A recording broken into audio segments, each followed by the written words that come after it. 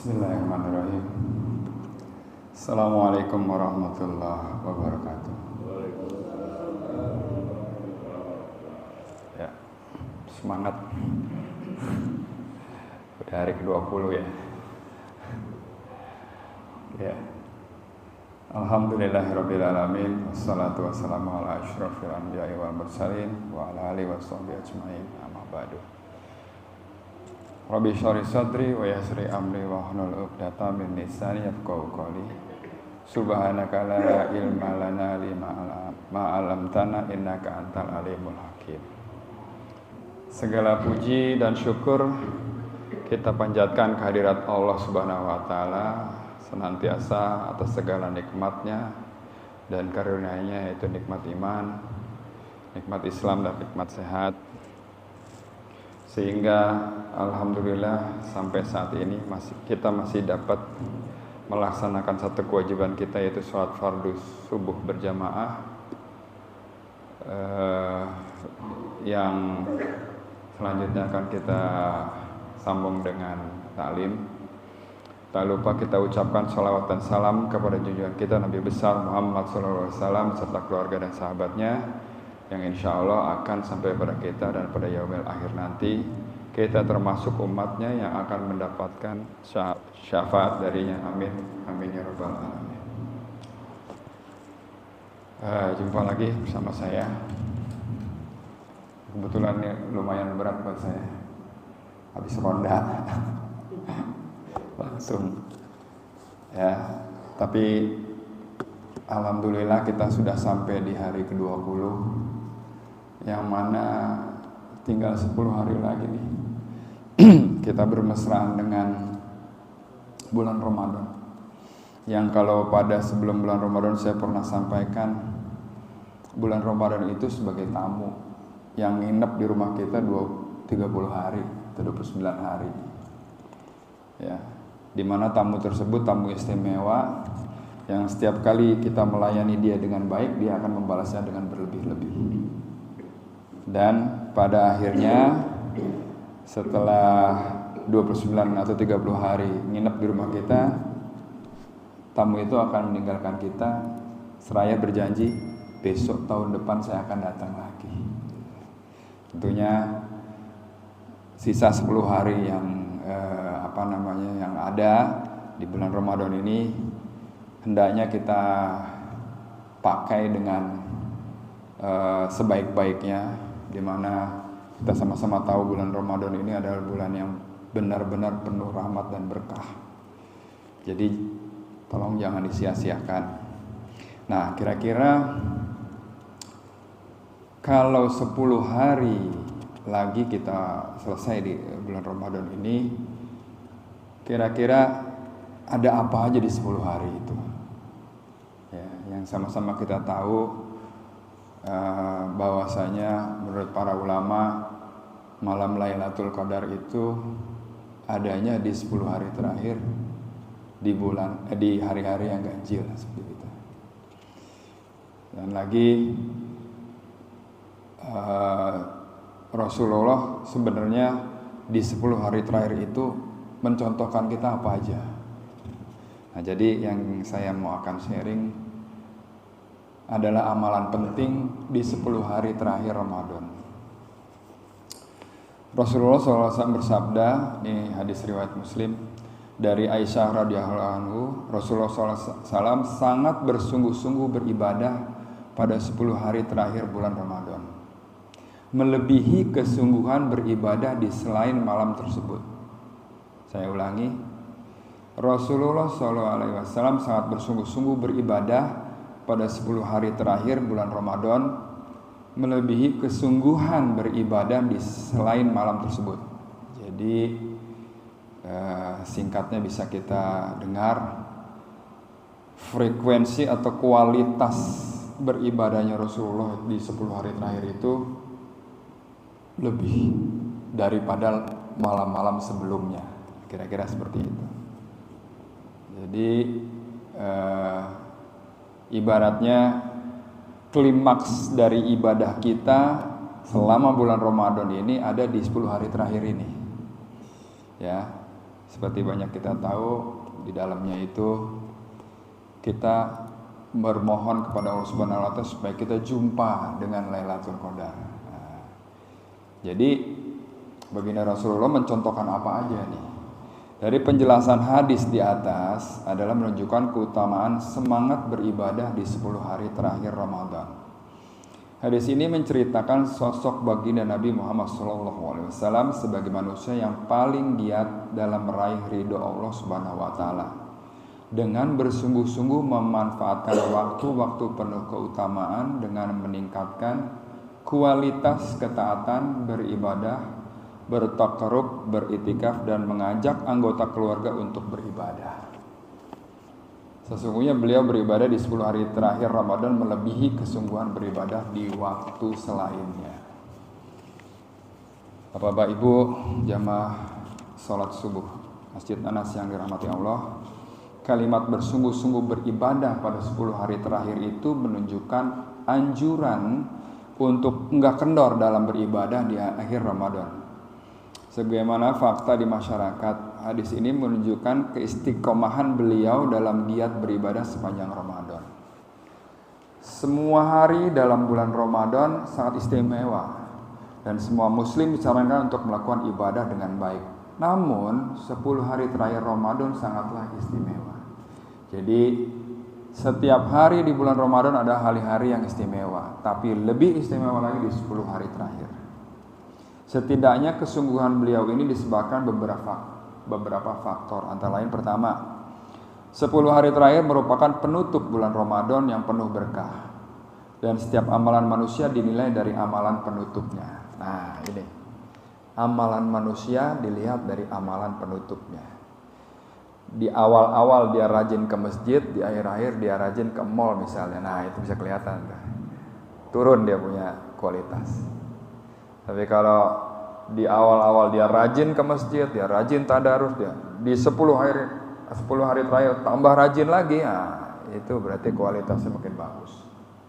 Ya, saya yakin bapak-bapak, ibu-ibu di sini memanfaatkan benar di bulan Ramadan ini.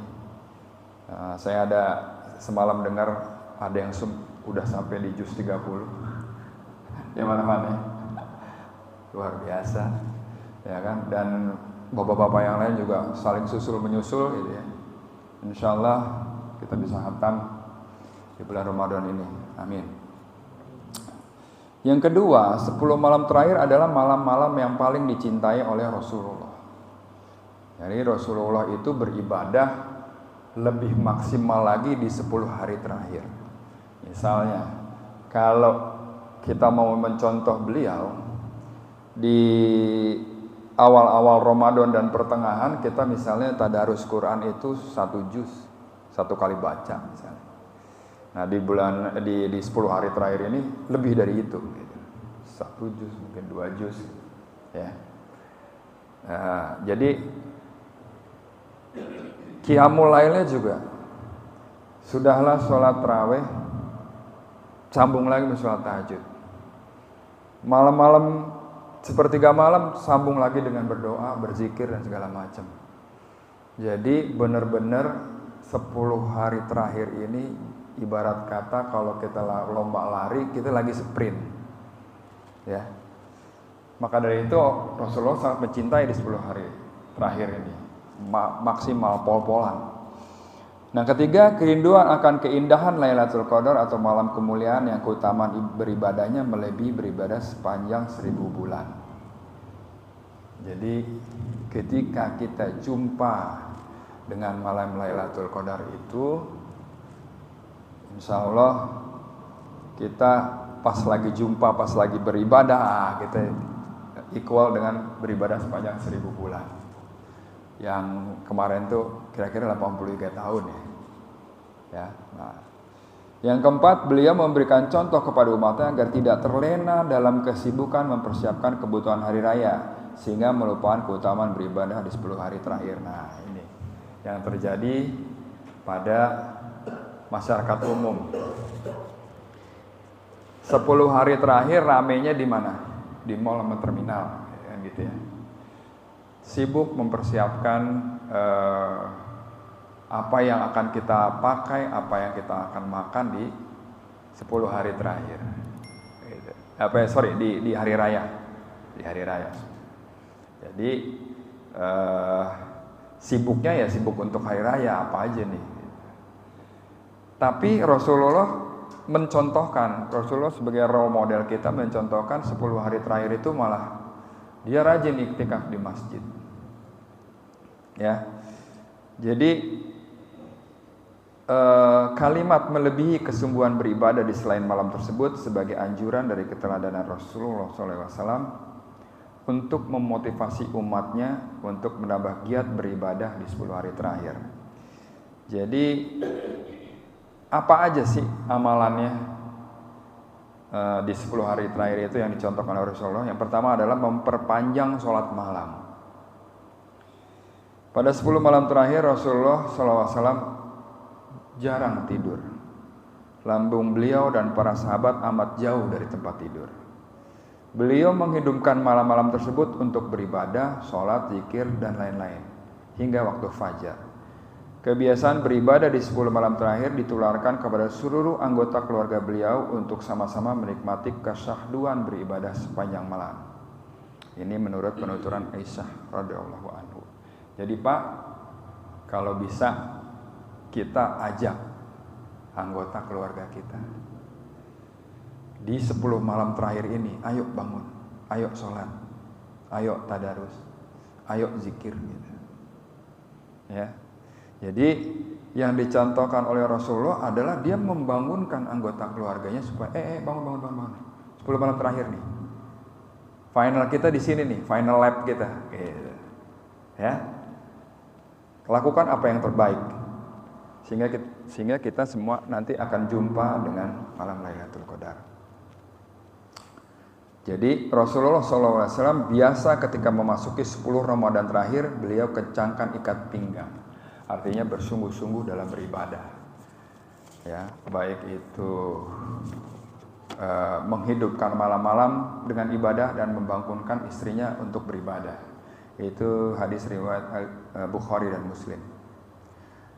Nah, memperpanjang qiyam lail artinya beribadah di waktu malam karena di situ ada waktu-waktu mustajab dalam berdoa. Di antaranya beberapa waktu menjelang azan subuh. Jadi kalau ada beberapa ulama yang menerangkan 10 sampai 15 menit sebelum azan itu ya itu waktunya terbaik untuk memohon ampun. Jadi yang diminta pertama adalah mohon ampun. Aisyah radhiyallahu anha bertanya kepada Rasulullah, kalaupun saya bertemu dengan malam Lailatul Qadar, apa yang harus saya baca? Maka Rasulullah SAW bersabda, kamu baca Allahumma innaka afun tuhibbul afwa. Artinya mohonkanlah ampun. Ketika ampun itu sudah kita terima, maka kesononya beres dah. Mau minta hajat apa aja juga. Jadi waktu menjelang subuh, waktu sahar. Yang kedua, sepertiga malam terakhir. Jadi mulai dari jam 2 ke sono tuh, kalau kita pantengin, kita bangun, ya, kita tadarus, kita tadabbur Quran, ya kan? Terus sudah gitu, apalagi di antara azan dan iqamah subuh ya. Jadi ditandainya dengan sholat qobliyah subuh atau fajar, yang mana kita tahu ganjarannya mendapat dunia, langit dan diantaranya. Ya, jadi dengan memperpanjang sholat malam kita mendapat banyak sekali manfaat. Ya. Yang kedua, amalan apa di 10 hari terakhir? Yang kedua adalah memperbanyak infak dan sedekah. Meningkatkan infak dan sedekah menjadi salah satu amalan utama di hari 10 terakhir sebagai ungkapan syukur atas nikmat dipertemukannya dengan Ramadan. Kan kita waktu bulan Ramadan minta ya waktu bulan Rajab, Sa'ban, pertemukanlah kami dengan bulan Ramadan. Sekarang udah ketemu nih. Habis itu apa? Bersyukur bahwa kita sudah bertemu, bahwa kita sudah mengisi waktu-waktu di bulan Ramadan ini dengan baik. Lalu bagaimana caranya bersyukur? Yaitu dengan berinfak, bersedekah, sebagai penyempurna ibadah puasa dan ibadah-ibadah individu lainnya. Karena tidaklah sempurna keimanan dan kualitas ibadah seseorang kecuali jika adanya keseimbangan antara ibadah ritual dan ibadah sosial. Sebagaimana firman Allah Subhanahu wa taala dalam Quran surat As-Sajdah ayat 16, A'udzubillahi minasyaitonirrajim, lambung mereka jauh dari tempat tidurnya. Mereka berdoa kepada Tuhannya dengan rasa takut dan penuh harap, dan mereka menginfakkan sebagian dari rezeki yang kami berikan kepada mereka. Nah ini Pak ya, di surat As-Sajdah ayat 16 ini kita dikasih panduan bagaimana caranya berdoa kepada Allah Subhanahu wa taala supaya doa itu benar cepat dikabulkan. Berdoa kepada Tuhannya dengan rasa takut dan penuh harap. Jadi ketika kita berdoa ada rasa takut dan penuh harap dari kita. Takut apa yang kita minta misalnya di luar daripada yang kita butuhkan, ya, rasa harap, berharap-harap, ya Allah tolong kabulkan doa saya. Itu adanya di hati Pak. Jadi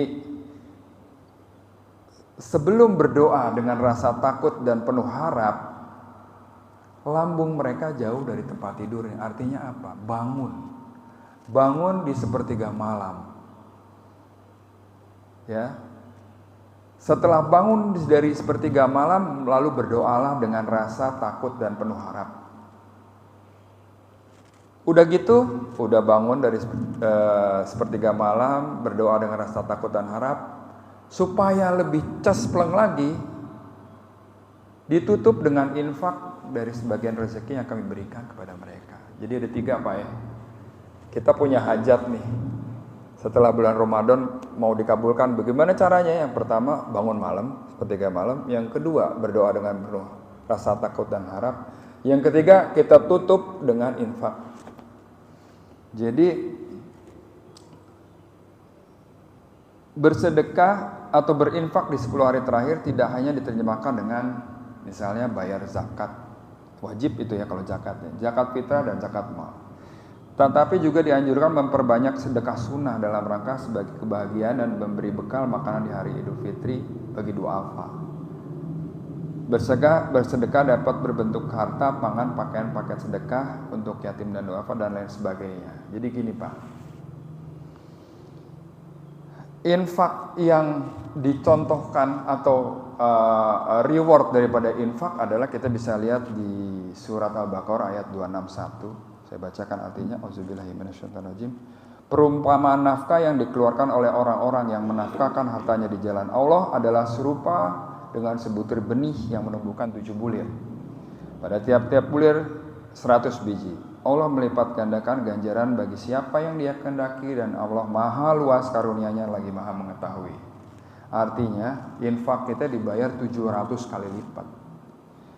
Di bulan biasa aja dibayar segitu gitu lah, dibalas segitu, apalagi di bulan Ramadan, apalagi di 10 hari terakhir.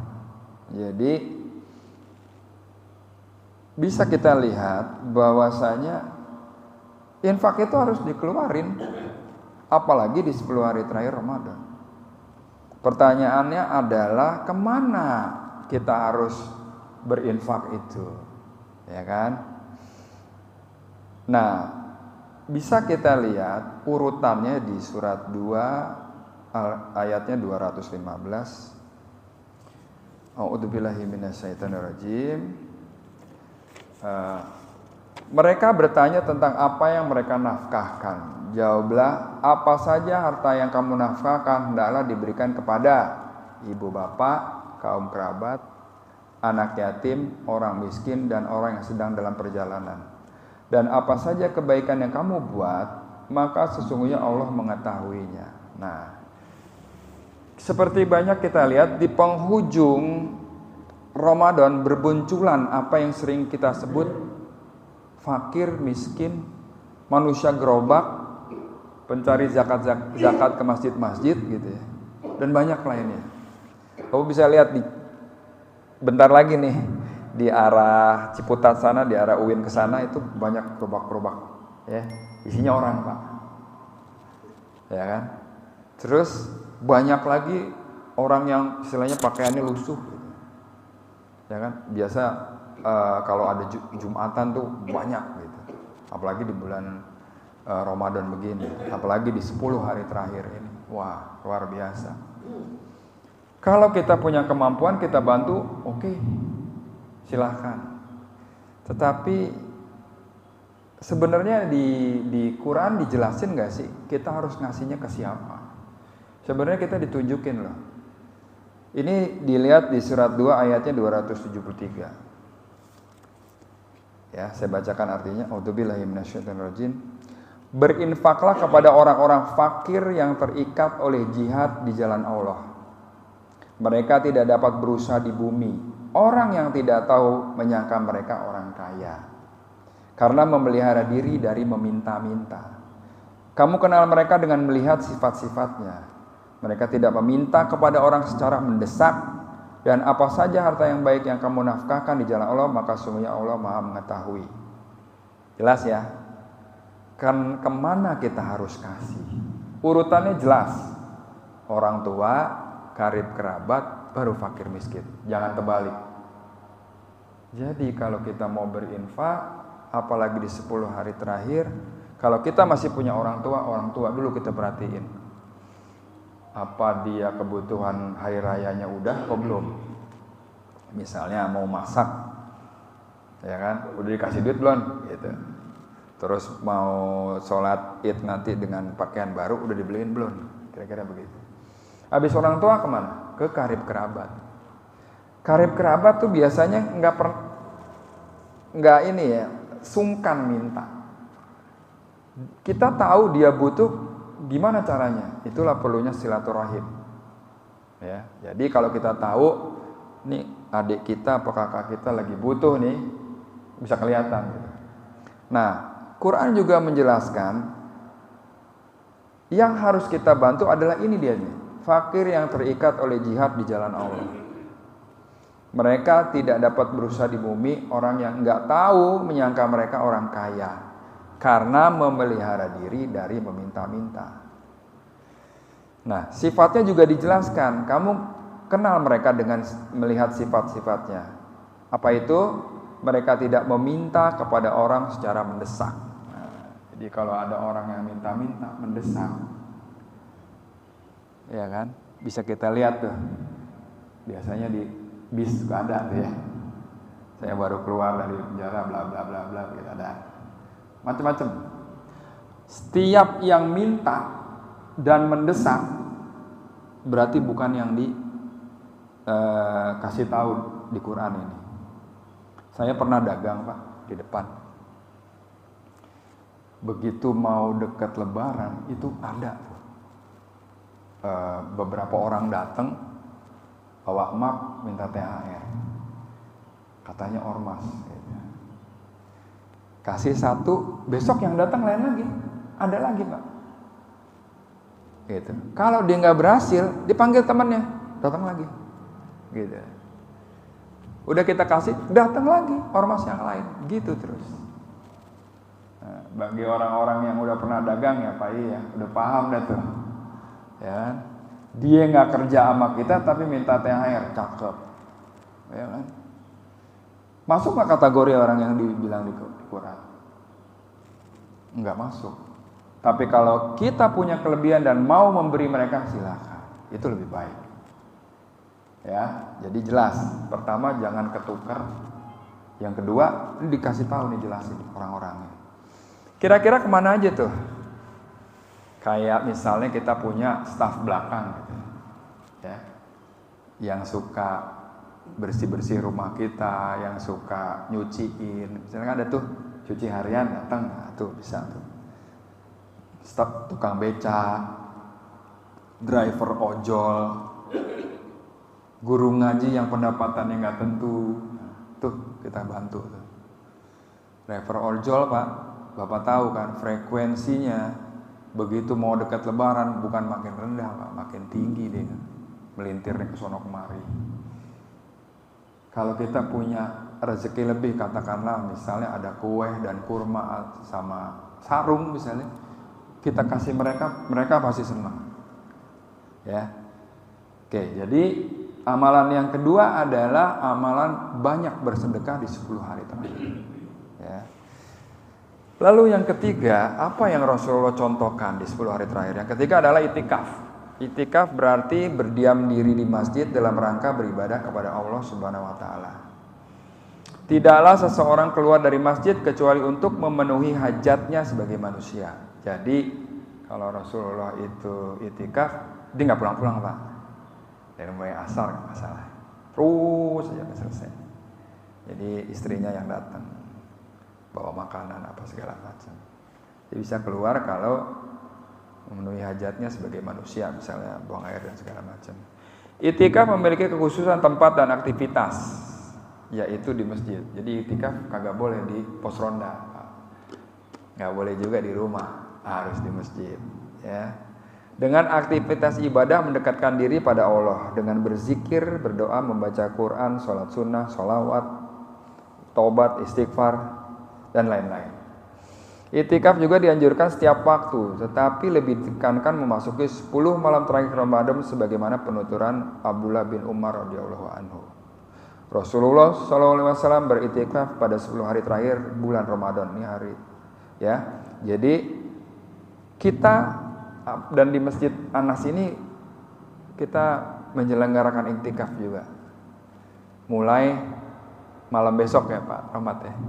Malam besok, malam 21. Jadi silakan bapak-bapak, ibu-ibu yang punya kesempatan waktu, kita buka seluas-luasnya Masjid Anas ini untuk beritikaf. Insya Allah tadi udah ada yang confirm ke saya juga mau kasih supply kayak pop mie, kopi dan segala macam, ya.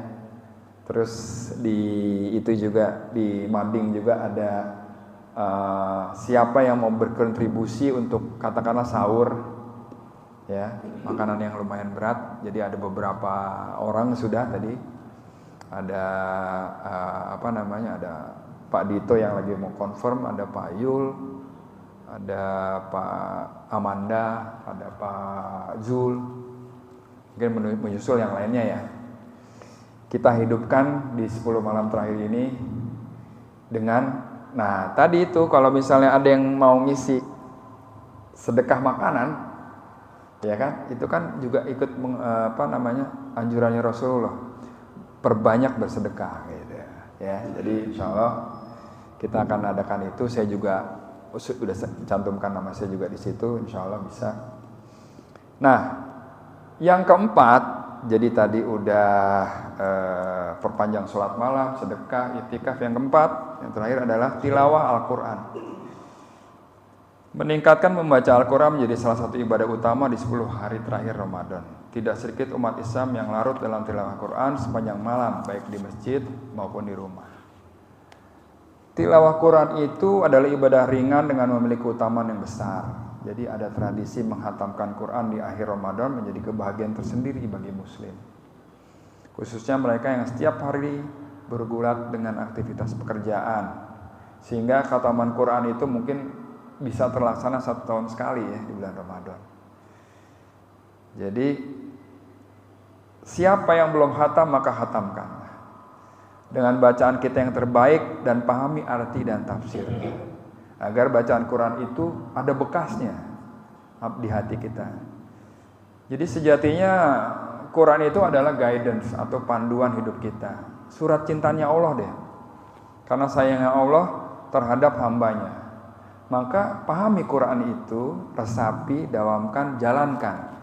Insya Allah kita termasuk hambanya yang bertakwa. Jadi kan kalau misalnya di surat Al-Baqarah ayat 183, ujungnya daripada Ramadan adalah menjadikan kita orang-orang yang bertakwa. Insya Allah dengan kita menghatamkan Quran, ya saya lihat ini hampir mau hatam semuanya kayaknya. Ya, tiap hari baca di masjid, di rumah, di mana aja, 5 waktu sholat, setelah sholat dibaca juga. Nah, jadi Rasulullah juga mencontohkan bahwasanya dia melebihkan membaca Al-Qur'annya, ya kan? Di 10 malam terakhir ini. Jadi buat kita umatnya Rasulullah yang mengambil dia sebagai role model, mari kita ikutin, gitu. Jadi ada 4 amalan yang Rasulullah SAW biasa kerjakan. Yang pertama, memperpanjang sholat malam atau qiyamul lail, kegiatan-kegiatan ibadah di malam hari. Yang kedua, berinfak. Yang ketiga, iktikaf. Yang keempat adalah baca Quran. Jadi kalau ada yang bisa sampai dengan 10 malam terakhir ini, hari terakhirnya itu khatam, alhamdulillah senang banget. Ya, kalau belum ya coba. Ya, kayak saya belum nih Pak, masih lumayan jauh, masih separuhnya kali. Ya, kira-kira itulah beberapa amalan penting di 10 hari terakhir Ramadan.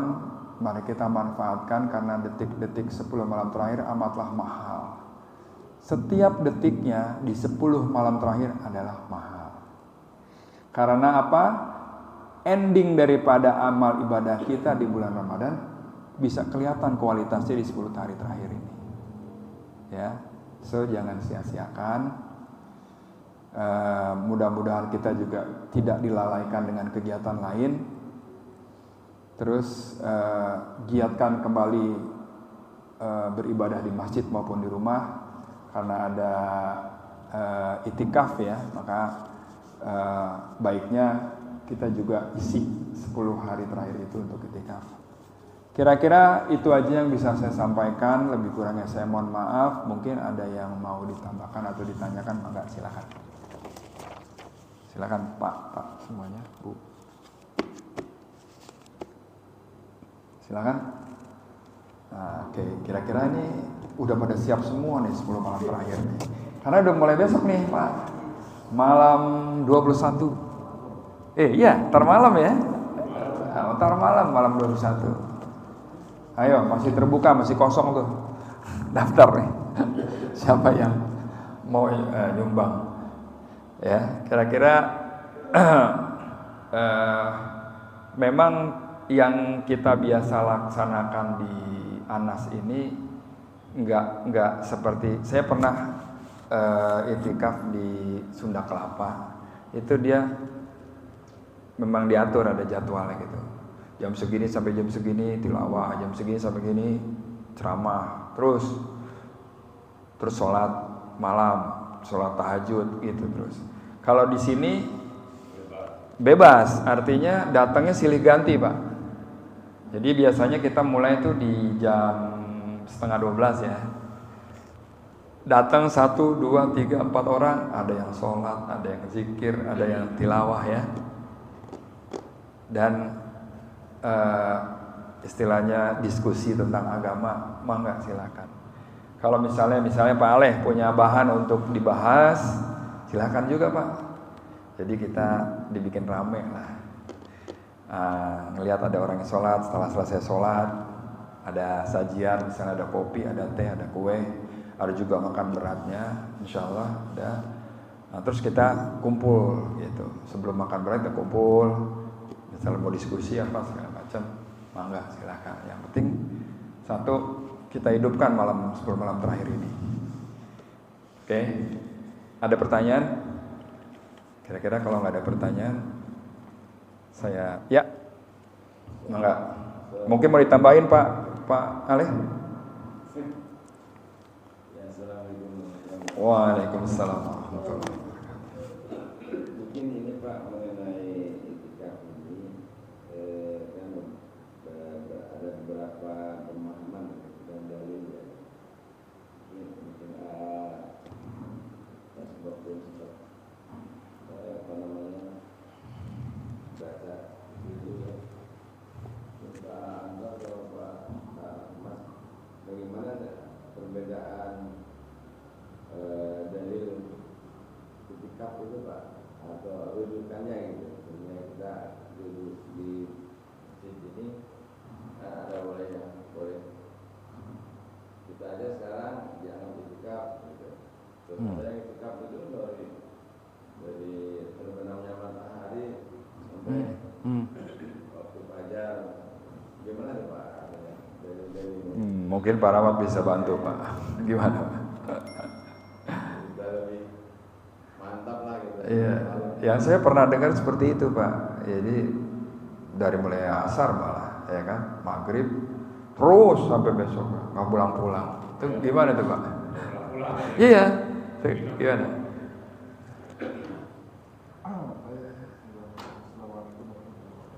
Waalaikumsalam.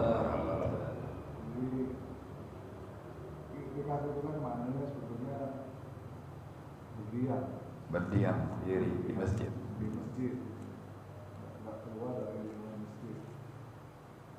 Tentu dengan salat-salat betul-betul ya di niat, kan yang dulu. Nah, adapun panjangnya itikaf itu memang beda-beda sih setiap mazhab. Tapi kalau di mazhab Syafi'i sendiri itikaf itu ya minimal banget. Sebetulnya ya hanya duduk sebentar, asal dari itikaf udah masuk. Oh. Itikaf. Nggak perlu harus sekian lama. Jadi ya kita makanya kayak kita ajar seperti ini aja, menyiapkan itikaf ya dapat. Iya. Sebenarnya tiap hari kita beritikaf. Itikaf sudah Pak nih. Udah masuk hitungan Pak ya, itikaf. Ya, kita udah masuk hitungan itikaf nih Pak. Nggak harus malam. Ya walaupun ada memang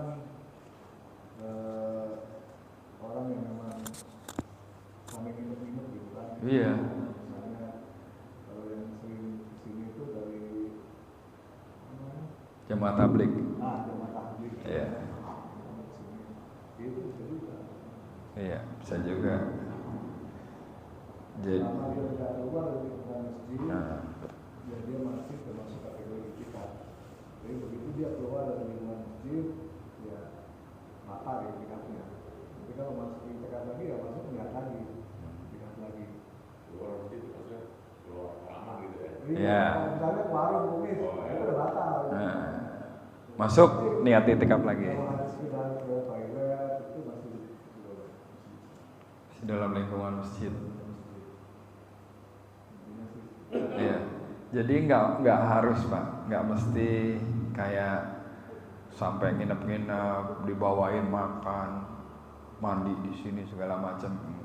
Ya beberapa sih menjalankan itu. Cuman kalau menurut penjelasan dari Pak Rahmat tadi yang saya juga pahami, selama masih dalam lingkungan masjid, ya masih hitungannya itikaf nih. Kita diem aja, bahkan tidur aja udah masih dihitung gitu. Tapi memang itikaf itu tadi saya jelaskan ada satu tempat, yaitu masjid. Jadi nggak bisa itikaf di pos ronda gitu, bisa. Jadi di masjid, keluar dari masjid itikafnya selesai, masuk lagi niat lagi itikaf lagi. Gitu. Nah sekarang tinggal dari kita adalah berapa lama kita mau itikaf. Misalnya, makanya saya bilang tiap tahun itu ada silih ganti gitu ya. Ada yang startnya jam 11, jam 2 dia pulang. Atau jam 1 dia pulang. Ada yang startnya baru jam 1. Atau jam 12, ada startnya baru jam 2, ada. Jadi ya ganti-ganti aja. Tapi yang jelas adalah semuanya begitu diam di sini, dia sudah termasuk itikaf. Lalu apa yang dikerjakan ya itu tadi, ada zikir, ada sholat, ada tadarus segala macam. Gitu. Jadi kalau melihat dalil ya, yang tadi jelasin tuh ya, yang penting masih dalam lingkup masjid. Kira-kira gitu. Ada yang mesti ditanya, Pak? Iya, mangga. Waalaikumsalam warahmatullahi wabarakatuh.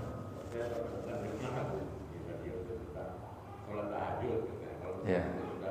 Sholat tarawih, ya kan bisa lagi sholat tahajud. Saya bilang, boleh, saya usah juga. Yang penting mah witirnya mungkin nggak usah. Iya. Iya. Cukup sekali. Setuju saya. Jadi qiyam mulail kan tarawih juga qiyam mulail gitu. Tapi kan ada waktu yang sepertiga malam itu. waktu-waktu mustajab berdoa. Nah, kita sebelum berdoa sholat tahajud lagi nggak apa-apa, gitu. Jadi bahkan Rasulullah kan juga memperbanyak atau memperpanjang sholat malam, entah itu mungkin sholatnya rakaatnya lama gitu ya, mungkin saya belum tahu juga. Tapi yang jelas dia mencontohkan makin banyak deh untuk yang begitu-begitu di 10 malam terakhir gitu.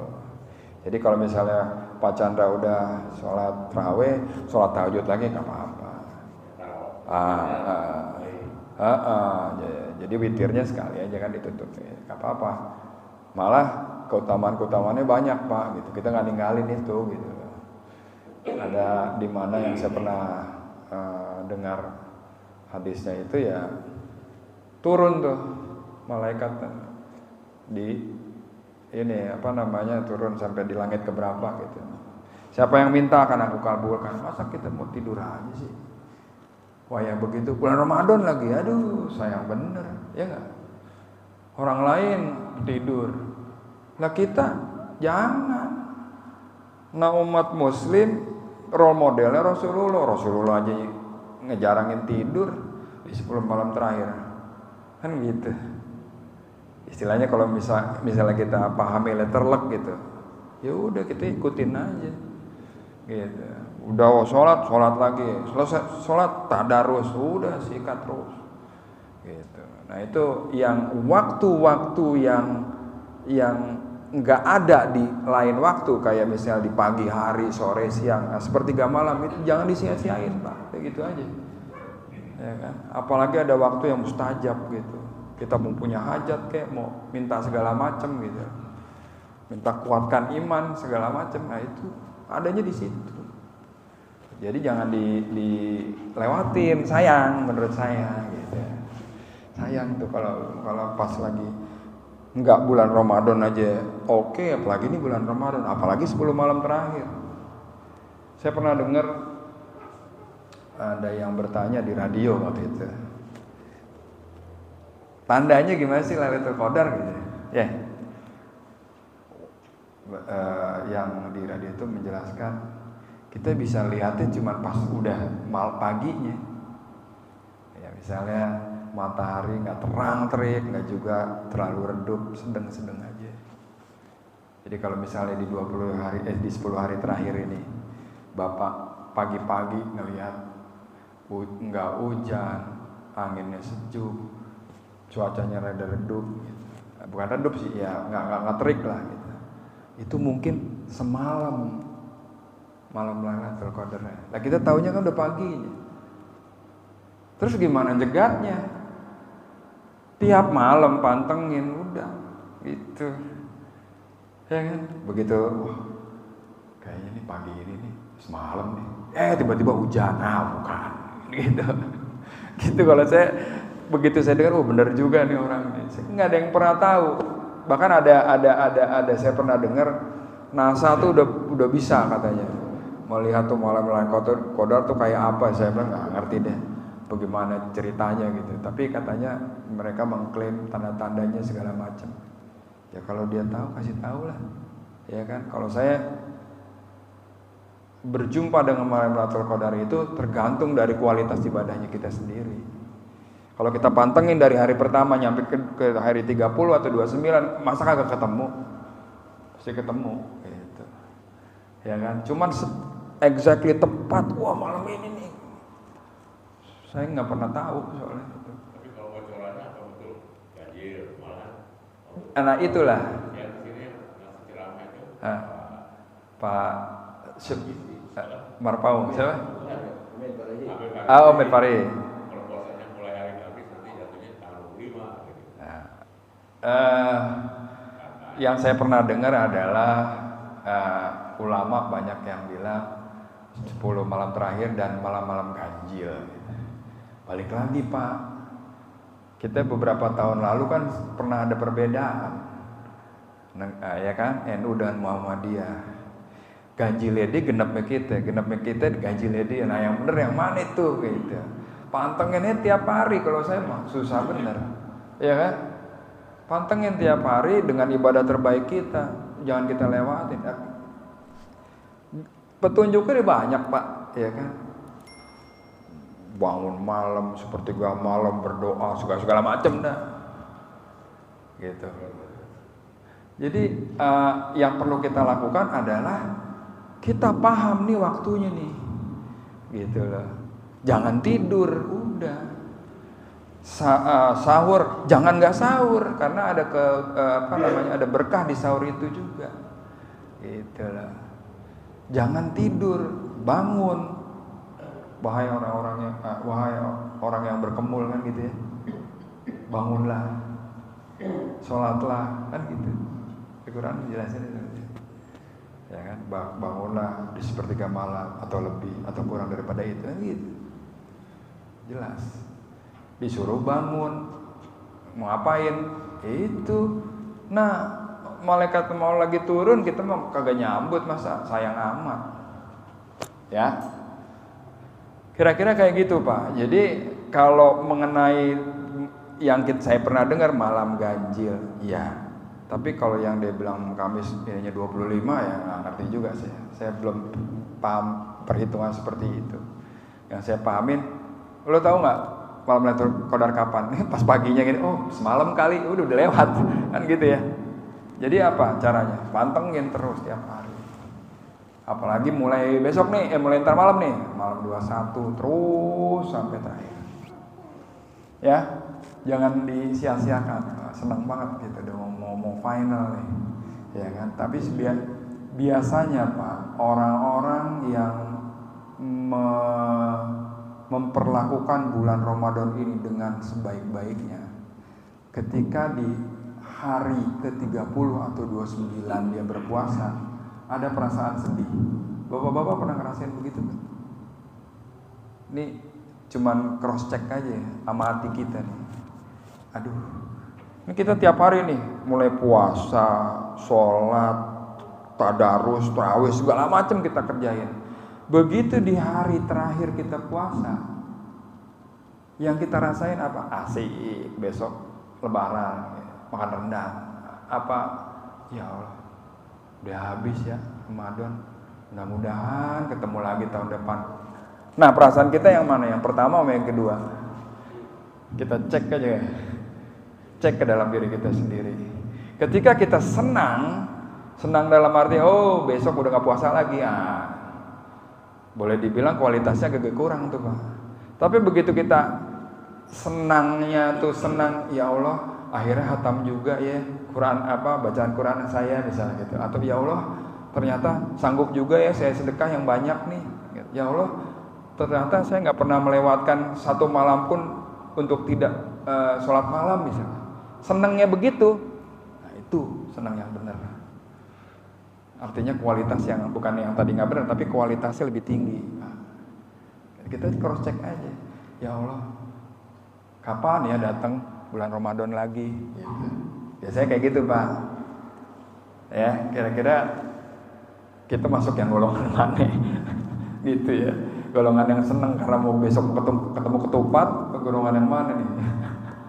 Ya. Kira-kira itu aja yang bisa saya sampaikan. Kalau memang udah nggak ada yang ditanyakan lagi, ya, enggak. Gimana Pak?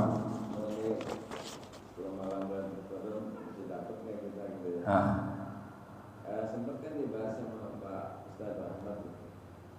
Malam itu kan dijelaskan jam berapanya kan? Jadi masuk malam itu kan harus sejam dulu. Maka kalau kita malam itu sempat sholat tarawih, itu kan orang yang sudah menghidupkan malam. Iya, betul. Jadi kalau malam itu kita ikut tarawih, terus tidur gitu kan, ya kebagian juga gitu. Cuman lebih betul. Akan lebih baik kalau yang istilahnya tahu lah ada rombongan mau datang gitu kita benar-benar paling betis lah gitu. Iya, menyiapkan dengan jiwa raga, mental spiritual gitu. Jadi betul. beda kualitasnya saja barangkali. Betul. Ada yang dapat satu keranjang, Ada mungkin yang dapat 2 keranjang. Iya. Nilainya saja. Betul. Jadi masuk malam itu kan maghrib Pak. Maghrib ke sono udah masuk malam. Sampai subuh kan gitu kan. Nah malam itu ada setengah malam, ada yang sepertiga malam, ada yang 2/3. Aturannya nggak berubah Pak. Tiba-tiba begitu malam Ramadan jadi malam nggak ada sepertiga malamnya, kagak ada. Tetap ada sepertiga malamnya ada. Masalahnya mau dipakai apa enggak tuh waktu itu aja. Gitu. Jadi ini malam ada separohnya, ada sepertiganya, ada 2/3 ya, gitu Pak ya. Tinggal kita pengen nggak dapat yang lebih. Bulan biasa aja, bukan bulan Ramadan kita dapat lebih kalau sepertiga malam kita berdoa. Apalagi bulan Ramadan, gitu. Kira-kira gitu. Memang masuk ya, udah masuk ke qiyamul lail. Tapi ada yang waktu-waktu afdol. Nah, maksud saya waktu-waktu afdol itu jangan dilewati gitu. Kira-kira gitu Pak ya. Kita tutup kaji kita dengan doa kafaratul majlis. Subhanakallahumma wa bihamdika asyhadu an la ilaha illa anta astaghfiruka wa atubu ilaik. Wabillahi taufiq wal hidayah. Wassalamualaikum warahmatullahi wabarakatuh.